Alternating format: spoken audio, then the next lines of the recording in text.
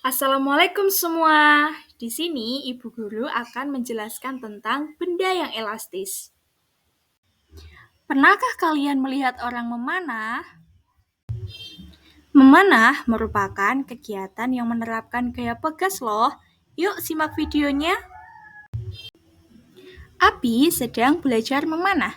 Saat Abi menarik busur anak panah, ia sedang menggunakan gaya pegas.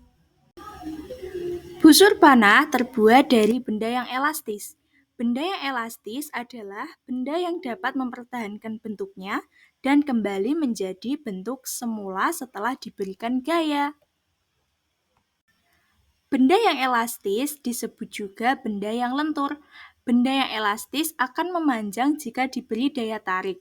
Jika dilepaskan, maka benda ini akan memberikan dorongan.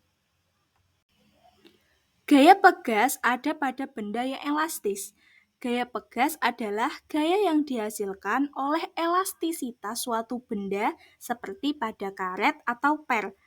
Gaya pegas bisa membuat benda diam menjadi bergerak. Selanjutnya, contoh benda pegas di sekitar kita.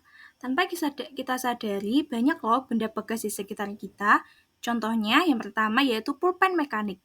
Pulpen ini bisa mengeluarkan dan memasukkan ujung tintanya dengan menekan tombol yang disediakan. Pulpen ini menggunakan per di dalamnya. Per adalah benda elastis selain karet dan banyak digunakan dalam benda bekas lainnya. Contoh lainnya yaitu timbangan. Pegas juga banyak digunakan pada alat timbangan. Umumnya dipakai petani atau nelayan untuk menimbang. Bentuknya kecil dan praktis sehingga mudah dibawa kemana saja. Contoh lainnya yaitu ada spring bed dan shock breaker. Spring bed ini di dalamnya terdapat per sehingga bisa memantul-mantul.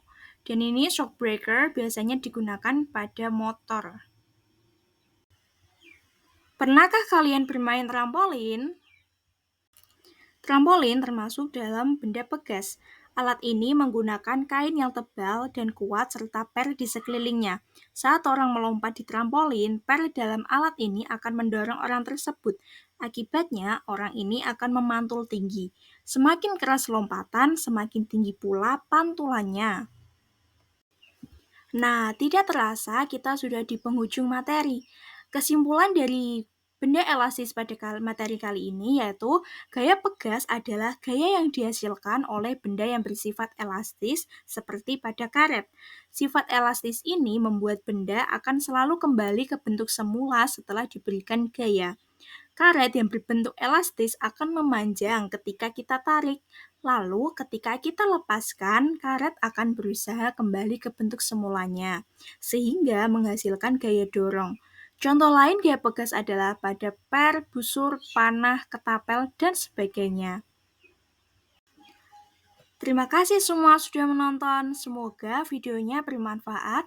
Sampai jumpa di video pembelajaran lainnya. Dadah!